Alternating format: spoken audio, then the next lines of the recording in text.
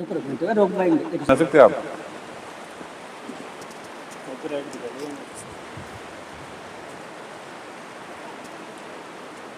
साथियों साथियों आज हमारी टीम बैठी है एक बहुत ही यूनिक प्रॉपर्टी की चर्चा करने के लिए। आज हमारे सभी साथी बैठे हुए एक यूनिक प्रॉपर्टी की चर्चा करने के लिए आपको उस प्रॉपर्टी का विस्तार से विवरण करके बताएंगे कि ये प्रॉपर्टी कहां पर लोकेटेड है, इसका क्या फ्यूचर है, क्या यहां डेवलप करके देने वाले हैं, क्या क्या किस किस बैंक से यहां लोन देने वाले हैं, और अगर यहां पे आप इन्वेस्ट करते हैं, यहां निवेश करते हैं, तो इस प्रॉपर्टी में आपके पैसे का क्या फ्यूचर है। हमारी कमेटियां बैठी हुई है जिसमें सम्मिलित है मिस्टर रामजीलाल मीणा जी, जिसमें सम्मिलित है हमारे leader Mukesh Sharma ji, chart group का पूरा संयोजक टीम यहां बैठी हुई है। वो आपको विस्तार से बताएंगे कि यहां पर प्रॉपर्टी लेने के क्या क्या फायदे आपके लिए हो सकते हैं। Please. Thank you Ajay ji, thank you. अपन अभी अजय जी कह रहे थे कि इस प्रोजेक्ट की लोकेशन के बारे में, इस प्रोजेक्ट के डेवलपमेंट के बारे में, इसकी कनेक्टिविटी के बारे में बात करनी है, और कि यहाँ पर कस्टमर लेके उनका क्या फ़ायदा रहेगा, क्या फ्यूचर रहेगा, इसके बारे में अपन बात करेंगे। तो मेरा क्वेश्चन रहेंगे हमारे सीनियर लीडर, डायनामिक लीडर हमारे मुकेश शर्मा जी से कि सर मेरा पहला क्वेश्चन यही रहेगी कि जिस प्रोजेक्ट हम जिस प्रॉपर्टी बैठे हैं, क्या ये प्रॉपर्टी जेडी अप्रूव्ड और रेरा अप्रूव्ड है क्या? प्लीज़। बिल्कुल सर, ये प्रॉपर्टी जेडी अप्रूव्ड और रेरा अप्रूव्ड है और गवर्नमेंट अप्रूव्ड कंप्लीट डेवलपमेंट के साथ ये प्रोजेक्ट आपको मिलने वाला है। Thank you sir.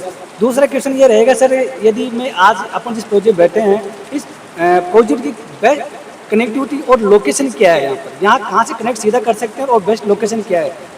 देखो सर, सबसे पहले हम बात करें तो इस प्रॉपर्टी के टाइटल की मैं बात कर लेता हूँ कि क्यों हम यहाँ बाड़ा पदमपुरा शिवदासपुरा में बैठे हुए हैं। एक समय अगर आपने सुना होगा कि एयरपोर्ट की एक ज़मीन को एक्वायर किया गया था, बहुत बड़ी ज़मीन थी, इसको एक्वायर किया गया। जयपुर में की बात थी कि शिवदासपुरा में एक एयरपोर्ट आने वाला है और गवर्नमेंट से कुछ खबर भी आई थी, मार्केट में कुछ खबर भी थी। बट आफ्टर दैट कुछ दिनों के बाद ऐसा हुआ कि उस प्रॉपर्टी का वो टाइटल क्लियर हुआ, क्योंकि एक एयरपोर्ट से दूसरे एयरपोर्ट के बीच में लगभग 90 किलोमीटर का डिस्टेंस ही होता है, तो वो सेकंड एयरपोर्ट बनना यहाँ पे पॉसिबल नहीं था। जब ये पॉसिबिलिटी नहीं हुई तो फिर गवर्नमेंट ने इसको इकोनॉमिक हब का एक रूप दे दिया है। ये 10,000 गज जमीन के अंदर गवर्नमेंट ने अपनी खुद की एक लैंड फिलिंग स्कीम दी है, उसके अलावा रिको इंडस्ट्री एरिया दिया है और मैक्सिमम जो जमीन थी उसको रेजिडेंशियल में कन्वर्ट करके दे दिया है। अब जहां हम बैठे हैं वो प्रॉपर्टी उस इकोनॉमिक हब के बीच में आती है जो रेजिडेंशियल कन्वर्टेड है। यहाँ से अगर अपन 2 किलोमीटर के डिस्टेंस पे चलेंगे तो आपको गवर्नमेंट की खुद की लैंड पूलिंग स्कीम दिखाई देती है जो जिसका काम चालू है, तो वो एक हमारे लिए प्लस पॉइंट होता है। इसका सबसे बड़ा प्लस पॉइंट जिस जगह हम बैठे हैं, ये एक बड़ी सेक्टर 200 फीट रोड है जो मास्टर प्लान में चिन्हित है। अगर आप मास्टर प्लान देखेंगे तो उसमें 200 फीट रोड मिलने वाली है। ये 200 फीट रोड की कनेक्टिविटी क्या है, अगर आप थोड़ा सा हम डीपली यहाँ से 2 किलोमीटर 3 किलोमीटर पीछे चलते हैं तो आगे जाते हैं तो आपको महल रोड दिखाई देती है। महल रोड पे अगर आज की रेट को कन्वर्ट करें तो जिस वक्त महल रोड आई थी उस वक्त वहाँ पे कुछ भी रेट नहीं थी, लेकिन जिस तरीके से डेवलपमेंट हुआ है रेट अब चली गई, लगभग आज 3 से 3.5 लाख रुपए गज का भाव है।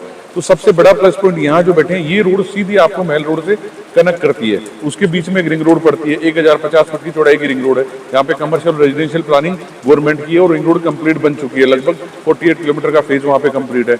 उससे आगे आएंगे तो अब इस एरिया को हम ये कह सकते हैं कि एक जगतपुरा महल रोड का एक्सटेंशन वाला पार्ट है जो आपको महल रोड से कनेक्ट कर रहा है और इधर आपको टोंक रोड से कनेक्ट कर रहा है। फ्यूचर में आपको यहाँ से टोंक रोड जाने के लिए बाड़ा पदमपुरा रोड का भी हेल्प लेने की जरूरत नहीं है, आप इसी रोड से सीधा टोंक रोड पे चले जाते हैं। ओवरऑल अगर कंक्लूजन निकालते हैं तो यहाँ प्रॉपर्टी लेने का आपको बेनिफिट क्या है कि गवर्नमेंट का फोकस इस एरिया में पूरा है। जिस तरीके से उन्होंने इकोनॉमिक हब बनाया है, प्रोजेक्ट के सामने वाली रोड से आप आगे बड़ा एक इंडस्ट्री एरिया है उससे जाके कनेक्ट होते हैं और आगे लैंड फिलिंग, पीछे की साइड में लैंड फिलिंग स्कीम होती है। इस प्रोजेक्ट में 200 फीट रोड के ऊपर आपके बड़े प्लॉट आपको मिलने वाले हैं। फ्यूचर में अगर आपको कोई वेयर हाउस बनाना है, कोई G+4, 6, 5, 7 की कोई बड़ी हाई राइज बिल्डिंग बनानी है, मैरिज गार्डन बनाना है, हॉस्पिटल बनाना है, तो इस 200 फीट रोड के ऊपर वो बड़े बड़े कमर्शियल प्लॉट्स आपको अवेलेबल होते हैं और वो बहुत जल्दी आपको रिटर्न देने वाले प्लॉट्स हैं सर। तो ओवरऑल आपका जो डिस्कस किया आपने, इसका मतलब ये कि ये लोकेशन है जो अपना जयपुर जो डिमांड एरिया है, टोंक रोड हाईवे, वहाँ शिवदासपुरा से कनेक्ट है। दूसरी कनेक्टिव में बात करते हैं आपको जो जगतपुरा का हॉट स्पॉट लोकेशन जो जगतपुरा है, वहाँ से रिंग रोड से महल रोड से भी कनेक्ट है। चलो बहुत अच्छी जानकारी आपने दी सर इस वीडियो के माध्यम से, और ये कस्टमर के लिए बहुत बड़ी फायदेमंद रहेगी। अपन बात करें अब प्रोजेक्ट पे, चलो अपन लोकेशन के द्वारा अपने प्रोजेक्ट पहुंच चुके हैं। मैं बात करूं तो आपने इस प्रोजेक्ट में आप बताया कि यहाँ पर बड़ी रोड पे प्लॉट मिलने वाले हैं, यानी मैं 200 रोड फीट की बात करूँ या आप 100 फीट रोड की बात करूँ, तो हो सकता है अपने इसमें 60 फीट रोड अवेलेबल प्लॉट रहेंगे, 40 फीट रोड पे। तो क्या यहाँ दोनों प्रकार की प्रॉपर्टी अवेलेबल रहेगी, रेजिडेंशियल एंड कॉमर्शियल दोनों ही? बिल्कुल सर, यहाँ दोनों टाइप की है। अगर आप सेक्टर रोड के ऊपर प्लॉट लेते हैं तो आपको कमर्शियल मिलने वाला है, और सेक्टर रोड क्रॉस करके आप थोड़ा सा डीपली चलते हैं तो यहाँ पे रेजिडेंशियल, ये पूरी है गेटेड टाउनशिप एक कंप्लीट, जहाँ गेट भी बना हुआ है, बूम बैरियर है, सीसीटीवी कैमरा लगा हुआ है, residential colony plus commercial colony. इन दोनों में बेनिफिट क्या होता है, क्योंकि हर आदमी की वजह से हमने कहा कि गेटेड टाउनशिप है, लेकिन एक सवाल दिमाग में आता है कि सर अगर सेक्टर रोड है तो गेटेड कैसे हो गई, ये भी एक बड़ा सवाल है। बट आप समझिए जो सेक्टर रोड से गेटेड कॉलोनी के अंदर जाने वाली रोड है, वहां पे भी गेट लग जाता है और उसके बाद वो भी गेटेड हो जाती है। बट सेक्टर रोड होने का बेनिफिट गेटेड के लिए ये होता है कि जब सेक्टर रोड निकलती है तो जो रेजिडेंशियल कॉलोनियां हैं उनकी भी रेट अप करती है सर, बढ़ती है वो रेट। और एक जब कनेक्टिविटी स्मूथ होती है तो हर आदमी उस कॉलोनी में आने की डिमांड करता है, तो सेक्टर रोड उसके लिए बेनिफिशियल हो सकती है। रेजिडेंशियल की बात करूं तो कंप्लीट फैसिलिटी वहां पे आज की डेट में आप मकान बना के रह सकते हैं कि रोड, पानी, सीवरेज, लाइट, पार्क, बच्चों के लिए झूले, ओपन जिम वगैरह, वो सारी चीजें आपको वहां पे मिल रही हैं। तो डे वन से ऐसी प्रॉपर्टी जो डे वन से आपके काम में आ सकती है, डे वन से आप उसको यूज में ले सकते हो। आप ये सोच सकते हो कि मुझे आज मकान नहीं बनाना, तो कोई बात नहीं, आप छोटा सा फार्म हाउस बनाने के आपके वीकेंड के लिए काम में ले सकते हो। तो प्रॉपर्टी हम ऐसी दे रहे हैं जो आपको प्रॉपर डे वन से आपके काम आ जाए और एक कंप्लीट फैसिलिटी आपको मिले। क्योंकि क्या होता है, जब आप किसी से प्रॉपर्टी खरीदते हैं, किसी भी कॉलोनाइजर से, तो आपके दिमाग में, मन में बहुत सारे सवाल क्लियर होते हैं। अगर कॉलोनाइजर ने आपके सवाल का जवाब नहीं दिया है और आपके क्वेश्चन फुलफिल नहीं हुए हैं, तो कल रीसेल करने में आपको बहुत बड़ी तकलीफ आ सकती है, क्योंकि आपके सवाल ही फुलफिल नहीं है तो जो आदमी खरीदेगा उसके दिमाग में भी सवाल होंगे, वो सवाल कहां से फुलफिल होंगे। लेकिन इस प्रॉपर्टी में ये है, आपके दिमाग में कोई भी सवाल है इस प्रॉपर्टी को लेके, वो बिल्कुल क्लियर करेंगे, आपको पूरा सेटिस्फाई करेंगे और देन उसके बाद आपको प्रॉपर्टी देंगे। वो आप डॉक्यूमेंट से लेके और डेवलपमेंट तक किसी भी एंगल से आप चेक करेंगे तो प्रॉपर आपको सारी चीजें स्मूथली मिलने वाली है, और फ्यूचर रीसेल करोगे तो आपको अच्छी ग्रोथ उसमें मिलेगी सर। ओवरऑल आपकी बात से समझ में आ गया, हमारी जो प्रॉपर्टी है वो लीगल डॉक्यूमेंट, जैसे हम बात करें तो जेडी अप्रूव्ड है, रेरा अप्रूव्ड है, और लोन सुविधा के साथ में। तो थोड़ा सा मुझे इसमें थोड़ा सा और एक आपका सहयोग चाहिए कि सर आज हम जो 200 रोड बैठे हुए हैं और आप जिस प्लॉटों की डिस्कस कर रहे हैं कि आज यहाँ पर जो प्लॉट मिलने वाले हैं, आप उसको जो भी बिजनेस के हिसाब से देना चाहे उसमें आप प्लान कर सकते हैं। तो मैं ये मार्केट के रेशियो से बात करूँ तो क्या अपन यहाँ के जो रेट है प्लॉट की, कॉमर्शियल की, और जो मार्केट की रेट है, क्या बराबर लगभग रेट है, सेम है, या कुछ अपना डेवलपमेंट के हिसाब से? देखो रामलीला जी, ये सवाल आपको बहुत इंपॉर्टेंट है, क्योंकि प्रॉपर्टी खरीदने वाला आदमी सबसे पहले अपने बजट को देखता है और बजट के हिसाब से उस कॉलोनी में पांव रखता है जहां उसको उस बजट में प्लॉट मिल सकता है। सही बात है। तो इस बजट की अगर मैं बात करूं तो अगर आपका प्लान है 40 से 50 हजार के बीच में कोई कमर्शियल प्रॉपर्टी लेने का, मैं रेजिडेंस की बात नहीं कर रहा हूं सर, अभी मैंने कमर्शियल की बात की है, तो 40 से 50 हजार के बीच में अगर आपको कोई प्रॉपर्टी लेनी है, वो भी रेजिडेंस में, पर गज की रेट है, पर गज की रेट, ये 200 फीट रोड के ऊपर अगर प्लान कर रहे हैं तो ये प्रॉपर्टी, ये जो लोकेशन है आपको, ये 200 फीट रोड के ऊपर लगभग 40 से 45 हजार के बीच में आपको एक अच्छी प्रॉपर्टी देती है, जो पर गज की रेट आती है सर। बड़े प्लॉट्स हैं, रेजिडेंशियल में भी आपको यहाँ पे प्रॉपर्टी मिलेगी लगभग, ये मान के चलो आप 35 हजार के आसपास की रेट है, 30 से 35 हजार के बीच की रेटें आपको मिलने वाली है। कनेक्टिविटी, लीगलिटी, डॉक्यूमेंट्स वगैरह और हर चीज को आप चेक करोगे ना, वो सारी चीजें आपको यहाँ पे मिलने वाली है। और सबसे बड़ा प्लस पॉइंट क्या है, यहाँ से जस्ट आप मान के चलो 700 मीटर की दूरी पे या 500 मीटर की दूरी पे बाड़ा पदमपुरा 200 फीट रोड है, तो वहां पे गवर्नमेंट का फोकस, उन्होंने ऑलरेडी 200 फीट रोड की डिमार्केशन वहां पे कर दी है। अच्छा, जो डिमार्केशन चल रहा है जीडीए का, वो डिमार्केशन उन्होंने कर दी है। इट मींस क्या है कि गवर्नमेंट का ऑलरेडी यहाँ पे पूरा फोकस है इस पूरे एरिया के ऊपर, तो डिमांड अच्छी है और रिटर्न अच्छा मिलने वाला है आपको यहाँ पे। चलो बहुत अच्छी जानकारी। थोड़ी सी लास्ट में आपने पूरी जानकारी दे दी प्रोजेक्ट के बारे में। मैं थोड़ा सा ये जानना चाह रहा हूँ कि सर यदि आज बात करें तो अपना जयपुर है, जयपुर में आज यदि मैं बात करूँ तो वो एक डेवलपिंग सिटी है, और डेवलप सिटी में क्या होता है कि लोग उसमें एक अपना फ्यूचर देखते हैं। तो आज इस प्रोजेक्ट का क्या फ्यूचर देखते हैं आने वाले 2-3 साल के अंदर आप? देखो सर, फ्यूचर की बात करें तो डेवलपमेंट तो हम लोग दे रहे हैं, फ्यूचर इन द सेंस क्या होता है कि आने वाले टाइम में ग्रोथ क्या आने वाली है। लेकिन इस प्रॉपर्टी पे जिस रेट में हम कमर्शियल प्लॉट दे रहे हैं, उस रेट में नियर बाई आपको रेजिडेंशियल प्लॉट मिल रहे हैं, और हम आपको सिर्फ कमर्शियल यूज रेट में दे रहे हैं जिसमें रेजिडेंशियल प्लॉट मिल रहे हैं। तो आप समझिए जो ग्रोथ है वो ग्रोथ आज से ही आपकी स्टार्ट हो रखी है, क्योंकि रेजिडेंशियल की रेट बढ़ी है, लेकिन हमने हमारी प्रॉपर्टी की रेट नहीं बढ़ाई है। हम आज भी उसी रेट में आपको दे रहे हैं जिस रेट में आपको नियर बाई आप रेजिडेंशियल प्रॉपर्टी लेंगे। और कमर्शियल प्रॉपर्टी सर आने वाले टाइम का एक फीचर है। ये प्रॉपर्टी ऐसी नहीं है कि कॉलोनाइजर ने इसको कमर्शियल कन्वर्ट किया, इसने ऑलरेडी जीडीए ने कन्वर्ट करके दिया है। इट मींस क्या है कि जीडी की खुद की यहाँ बहुत बड़ी प्लानिंग है, कमर्शियल की, और वो प्लानिंग के हिसाब से उन्होंने इसको कमर्शियल कन्वर्ट करके दिया है। कोलोनाइजर कभी भी किसी प्लॉट को रेजिडेंशियल कमर्शियल कन्वर्ट नहीं कर सकता है, किसी के पास कोई राइट्स नहीं होते हैं, वो सारे राइट्स जीडीए के पास होते हैं। और जीडीए पूरी प्लानिंग के हिसाब से फ्यूचर प्लानिंग बना चुका होता है, उसके बाद ही वो मैप को अप्रूव करके देता है। तो ये कमर्शियल पट्टी होना और कमर्शियल प्लॉट होना, ये यह दर्शाता है कि यहाँ पे गवर्नमेंट का फोकस है और आने वाले टाइम में आपको बहुत अच्छा रिटर्न मिलने वाला है।